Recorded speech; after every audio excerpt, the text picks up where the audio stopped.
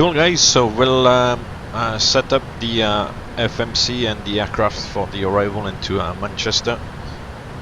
We'll take, there should be an update on the weather, just double check that. Echo Golf Charlie Charlie, still 330 at 8, broken at 23,000 feet with more than 10 kilometers of visibility. That was at 20 past about 15 minutes ago. 15 degrees and QNH 1023. So we'll preset 1023 down on the PFD. Check the recall. There's no faults on the descent checklist. We don't have any notes, so that's good. And on the status, there's nothing, although the APU is supposed to be there, but maybe because it's switched off, then it's not showing. Anyway, we know the APU is kaput. And hey, thank you very much for the follow, WestJet 163. Did WestJet flight a while ago. Was it Winnipeg to Montreal and Quebec City to Toronto. It's quite good fun flying in Canada there. Anyway, back to my business here. We'll go on to departure arrival. We'll go for the ILS 23 right. It's the Dane 2 Alpha. And it's via Dane, I guess. We'll have a look at the legs page, see what it does.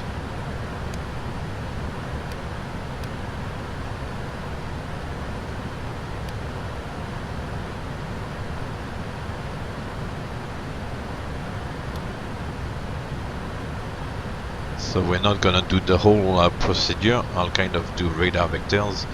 So from Dane, basically we're gonna bypass the whole procedural ILS.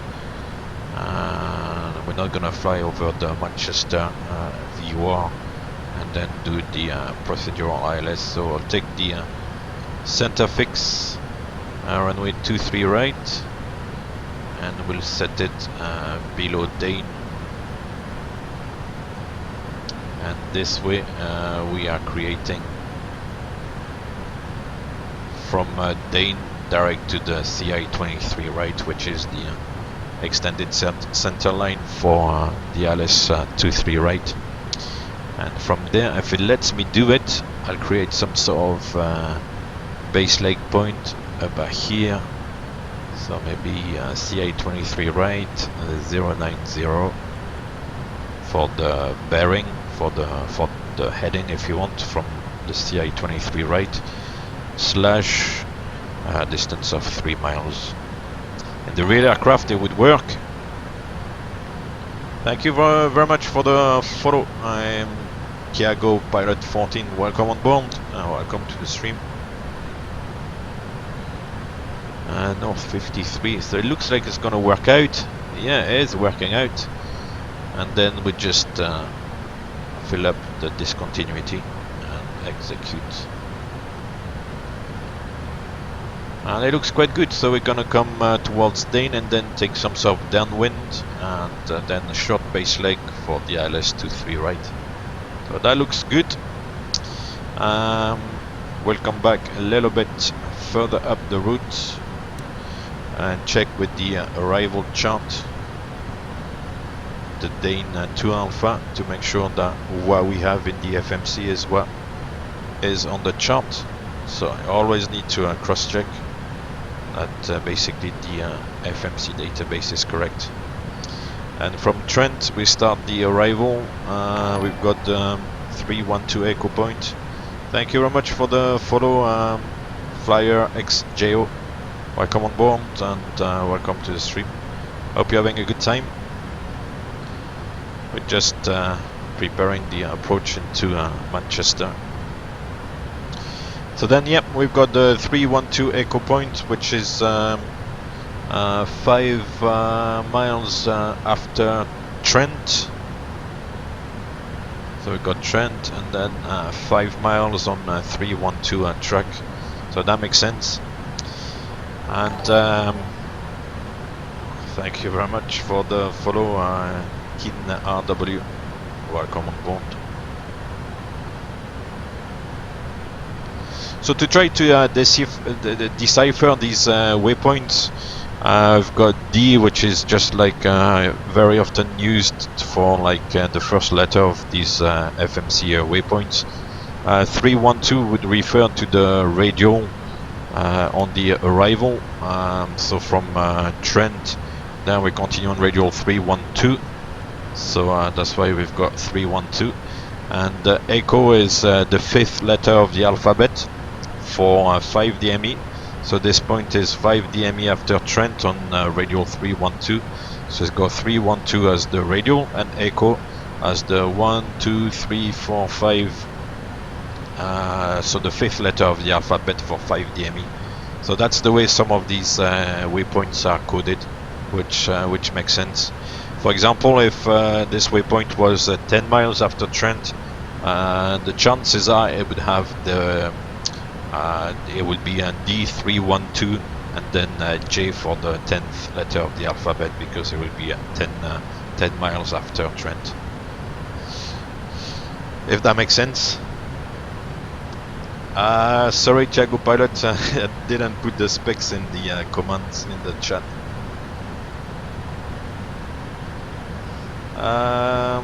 After that, we go to Dane, and at 5 DME after Trent, it's 250 knots, which is in there. Anyway, it will be close to fly over 100. And then Dane at 70. And then the ILS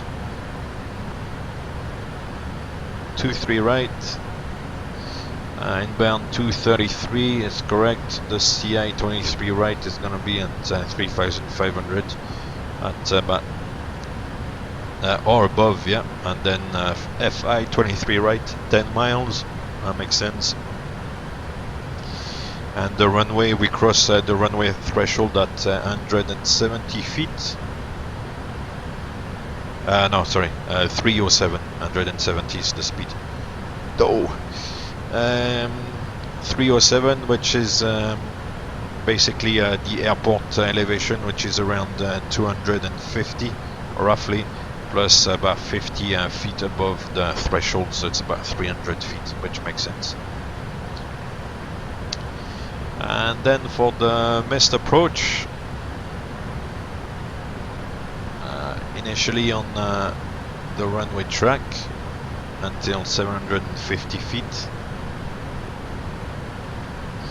So 233 degrees, and at 750 feet or 0 DME India November, which is the DME of the ILS. Then it's a right turn climbing 3,500 feet. So we don't have the altitude here, so I'll try to set it. It might not take it. Yeah, invalid entry. Okay, so we'll leave it like that. Sometimes it does accept it, sometimes it does. So the only thing you can do is try. So we'll have to remember, because it's not going to be obviously displayed here in the legs page. We'll have to remember that the missed approach altitude is 3,500 feet. So the FMC is sorted out. Then we'll set the minima on the PFD.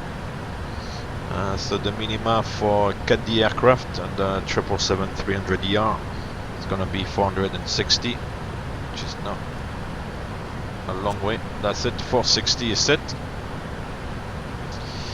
And now we'll set also the VRF and decide on landing flap setting. So there's several ways to do that. The way I usually do it is to look at the fuel on arrival.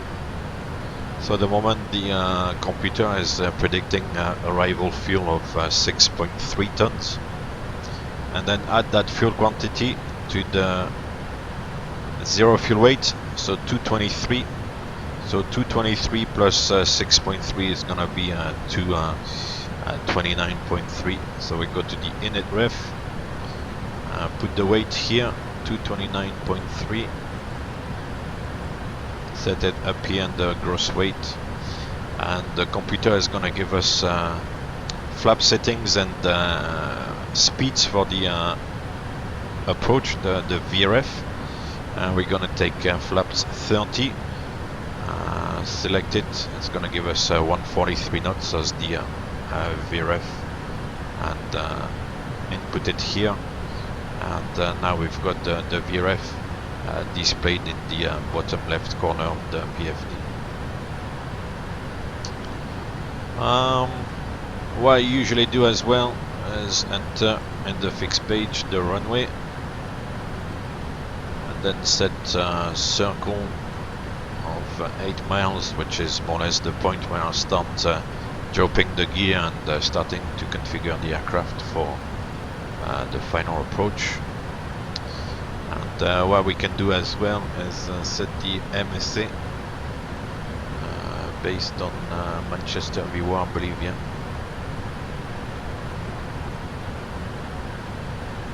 Reset MCP altitude 14 miles already? Oh yeah, it's here, it's hidden under like Luton. Okay, so it wants us to descend. We can go all the way to 70.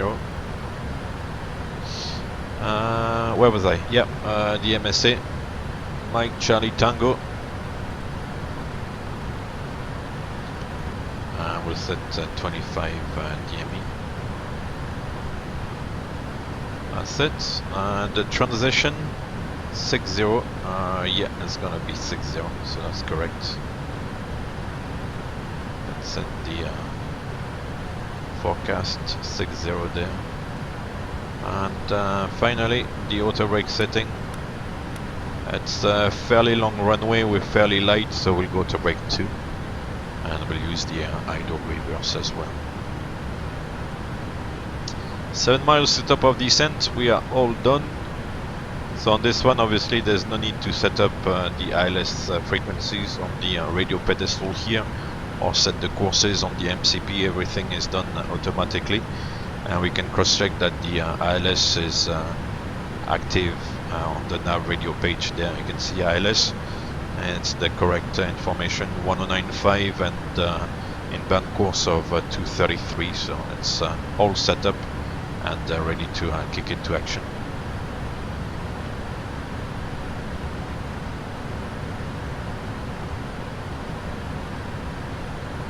The 737 will be category C.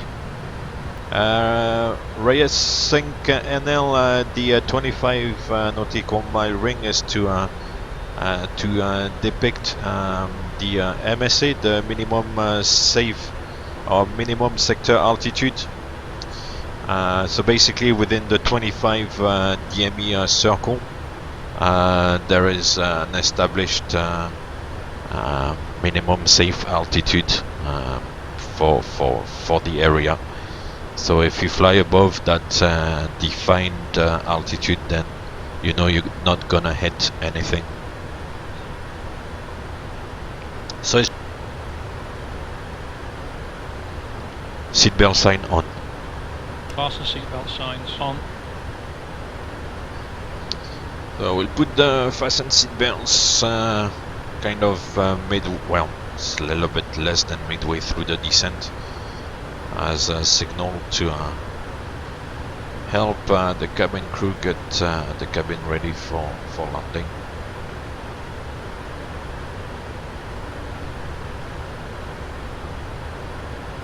Yeah, certainly. We'll have a look again at the legs page. So basically what I did is that I went to the plan mode to have a better view, and hold on, it's gonna be this FMC. Drag required. No, we don't need the drag. And oops, and I took the CI-23 right waypoint, which is the ILS center fix. And then because I was looking for some sort of base waypoint, so that's heading north. We can see the end with the arrow pointing up. So if I wanted the point about here, that looks like it's a heading of 090 from the CI-23 right, and a distance of about 3 miles. So what I did is I put the CI-23 right in the scratch pad here, and then I did 090 as the heading from the point here, the CI-23 right, and then I did up a slash, and then 3 miles as the distance between the original point and the point I'm trying to create, and then put it where I want it to be, so before the CI-23 right. So in this case here, select the point, and then fill up the discontinuity, and that's it. So I erase that.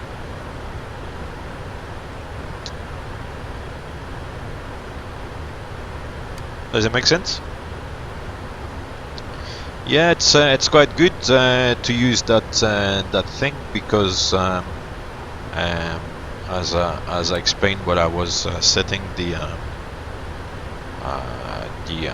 FMC, we're not gonna fly the procedural ILS in Manchester, and also if there was ATC, we would expect radar vectors a little bit following the magenta line here. So we kind of give ourselves a kind of path of what the likely radar vectors would be, and that helps with the profile, the vertical profile, and the fuel prediction and all these good things. So it's good.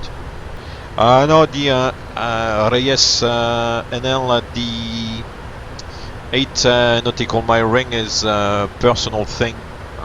You don't have to do it.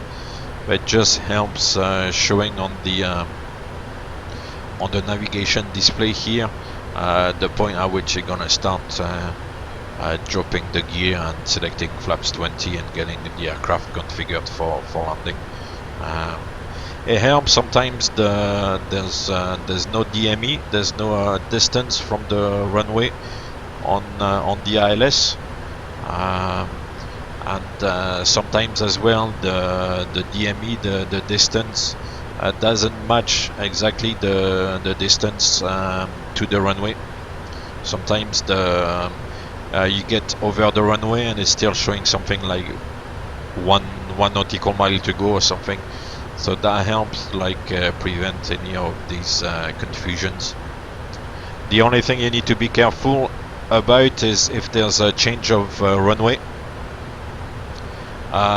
because if there's a change of runway, for example, if we were to change now to our runway 05 left, and we forget that the ring was set on 23 right, then obviously you're gonna see the other side of the ring, and it's not gonna be at 8 miles to the runway, because obviously the runway is about 3 kilometers long. So that's the only trap really. But once you're aware of that, then it's a good method to see on the display here what distance you're at, and when to configure for the landing. 23 right. As you can see, the aircraft is now decelerating. So 23 right, you would go to the fixed page here, runway 23 right. The runway needs to be selected in the FMC, the arrival somehow, otherwise it's not going to take it. Runway 23 right, in the fixed page. In the aircraft it would stay as runway 23 right, but here in the simulator it changes to EGCC. But it's still based on the actual threshold of the runway, of runway 23 right. And then as you can see here, we've got bearing at distance, so all we are interested in is the distance. So it's the second part, so you still need to put the slash and then 8 and then input it here, and we've got the ring again. So I'll erase this one, and that's it. So now the FMC is commanding the autopilot to come back to 240 knots, which is the speed below flight level 100. We could change that to 250 below flight level 100, but we tend to use 240 for some reason. It's just use whatever the FMC is giving us. At least we know we're not going to be faster than 250. That gives us about 10 knot margin.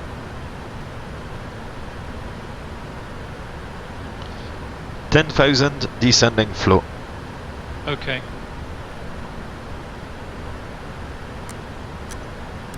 Ready for the checklist.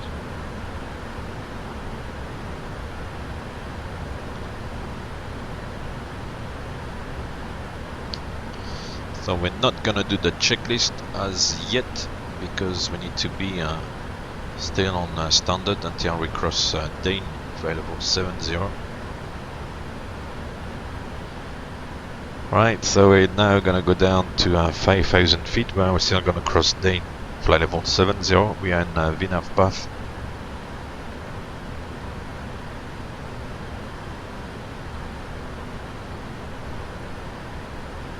Yeah, the FO, I mean, obviously you've got to bear in mind that it's got, you know, limitations, you know, it's a simulator. But I quite like to have, you know, as I explained earlier on, I quite like to have the multi-crew experience software helping me along and doing the flows that the first officer is supposed to do. And or the captain, if you want to, you know, fly from the right hand seat and pretend you're the first officer. The captain, basically it's pilot flying and pilot monitoring more than captain and first officer, to tell the truth. Yeah, helps you, you know, getting the flaps out, helps you with the gear. I can engage autopilot modes and things like that. Can do a lot of things, so it's really good.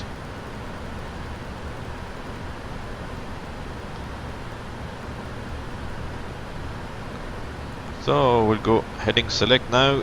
We're crossing Dane 70. We'll go flight level change, reset the QNH, and basically radar vectors now. Heading 035.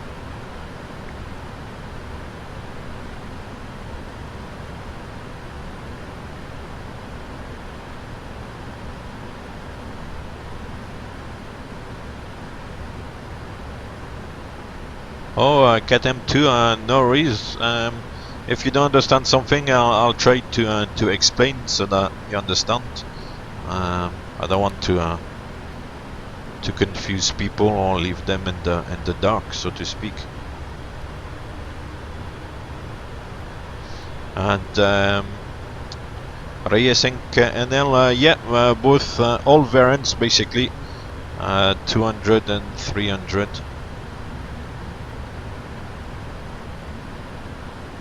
The 200 LR, unless it's very heavy, is overpowered, so it's got a lot of spare performance. The 300 is a bit of a dog. It's not very good.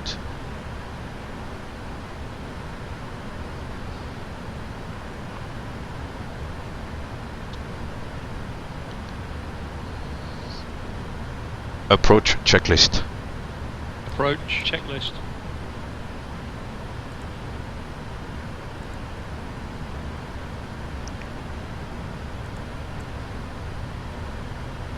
Altimeters. Set. Confirm. Set. Confirm. Set. Confirm. Disregard the item. Your wish. Check item ignored.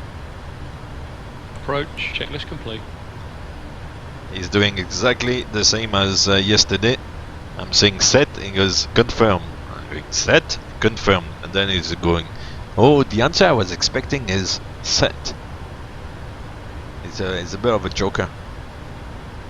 Yeah, I've got to try FS2 crew, but I decided on multi-crew experience because you can customize it, whereas first crew I believe is just a set of procedures and you can't do more than just using these. Flaps 1. Speed check. Flaps 1 selected.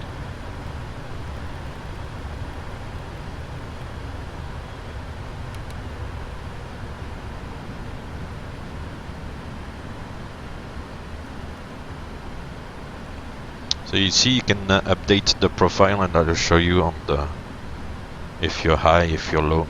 I'm a little bit high. Verified. What about the active runway? Cheers, Lion, thank you very much for the follow. Welcome on board. Flaps 5. Flaps 5 selected.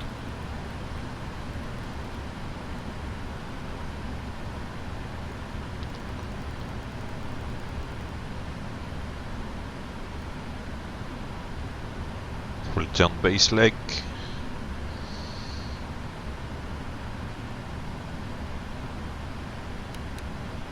Flaps verified. Skipper. Okay. What's the runway in use? Runway 23 right. Maybe it's gonna shut him up, I don't know. And now we can extend the center line, so we go departure arrival, CI 23 right, intercept. That all makes sense, and execute. So now we've got a straight line from the runway on the ILS heading, which is good.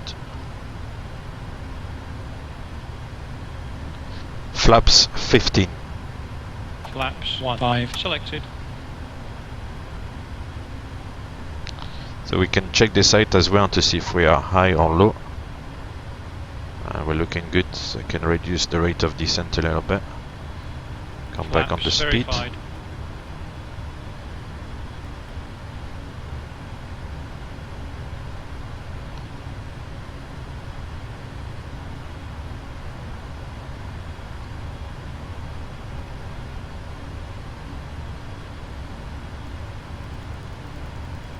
And now we'll take the intercept to the ILS. The cabin is ready. Beautiful. We got correct sensing. Approach mode armed.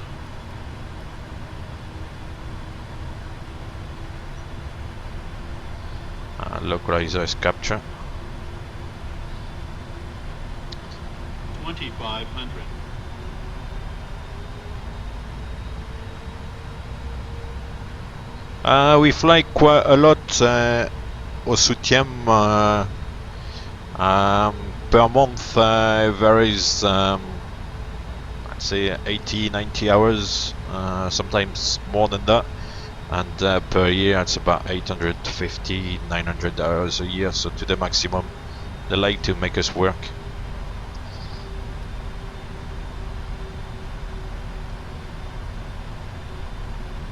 Unfortunately, still gives me a bit of time to faff about here on the simulator online and have fun with you guys. But yeah, it's they are fairly busy schedules and fairly taxing on the body.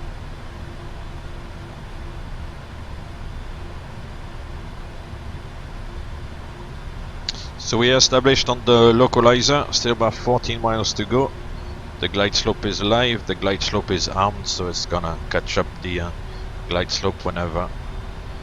It's a very shallow descent at the moment, 200 feet per minute. We're gonna intercept the glide slope from below. Very easy going. I can maybe increase 300 feet now. That's it.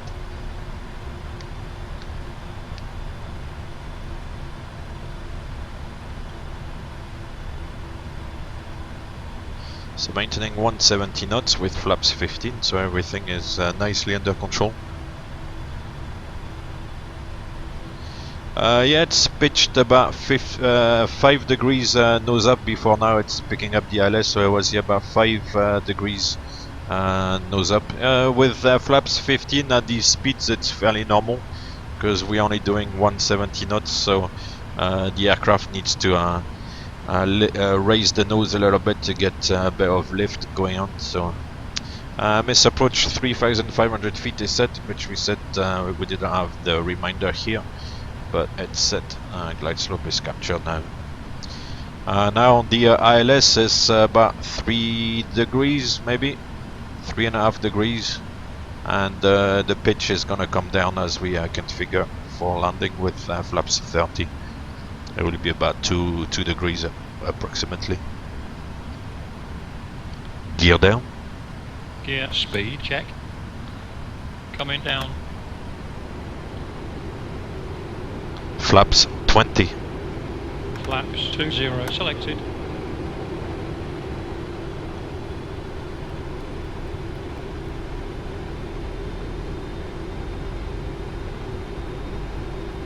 Flaps verified. The gear is down, the flaps are 20. Gear down and secured. Flaps 30. Flaps 30 selected.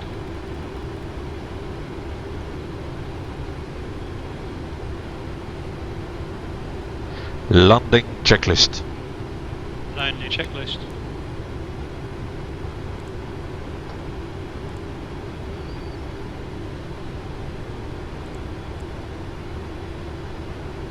Speed brake armed. Landing gear down. Flaps. Set. Landing checklist complete. Flaps verified. Checklist complete. So as you could see on the checklist, all the items were green and ticked, so you wouldn't read and the real procedure, you wouldn't read the last item like you did flaps and then me replying set. You would just open the checklist, see that the checklist is all green, all ticked, read landing checklist complete, and then the pilot flying would confirm checklist complete. So it's a little bit different from the way we do things in the real aircraft, but once again it's one of the limitations of the simulator here. Right, so we are approaching 1,000 feet. We are nicely on the speed. Checklist complete, well stabilized. Here comes the motion. 1,000. Mass approach altitude is set. Flight director. So got actually a bit of tailwind. So let me put auto brake 3. And let's fly this thing. You can see even with changing views and stuff, I didn't touch the joystick. The aircraft is very stable.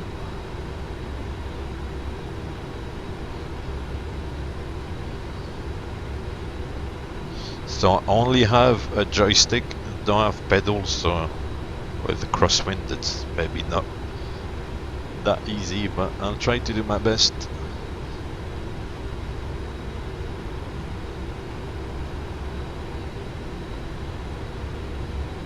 Approaching minimums. Check. Thank you for the follow, hijack. Minimums. Landing.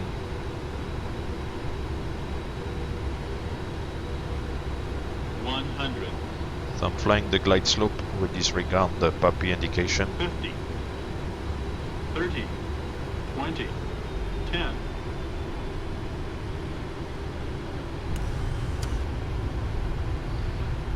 Okay, reversers. So there was a little bit of a crosswind indeed, and with the joystick it's not easy to for the rudder I've got to twist the pedal 60 knots. We'll take the next exit. Thank you very much, Mike Rostov 25. Welcome to the end of the flight after the landing here. And brake manually, disarm the auto brake, then we'll vacate to the right. So yeah, there was a little bit of tailwind as well, but not too bad. It was a good idea to go auto brake 3. It's still about almost 230 tons. With the tailwind, you've got to be careful.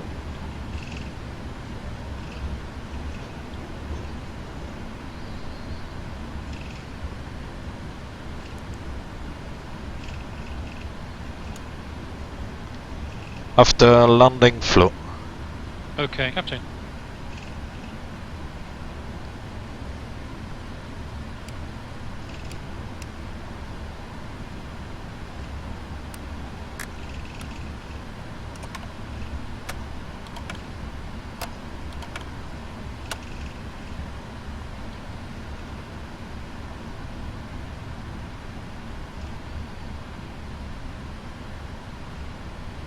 After landing flow complete.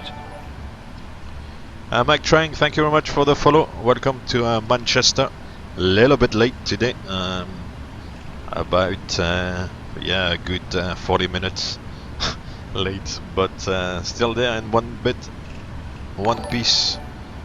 Reyesink NL, thank you very much for the follow. I'm not looking where I'm taxiing there. Whoa, was going into the grass. That's alright. I don't have a clue where I'm taxiing to. I think it's Terminal 2 somewhere. The multi-crew experience started the APU. It doesn't know that the APU is kaput, so I switch it off. Go back to my view here. Let's see. Anybody knows? No parking available. Oh yeah, it's because it's UK 2000. Okay, I'll just taxi somewhere. No problem. Thank you very much. Oh, I missed the clearance to land the Kinar W. Thank you very much for the clearance.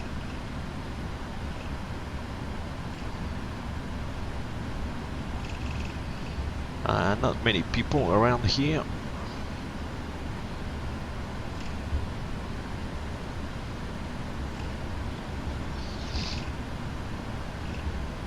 Yeah, welcome to Manchester. The weather is not too bad actually. It looks fairly clear. A lot of blue sky, so it's cleared up throughout the day.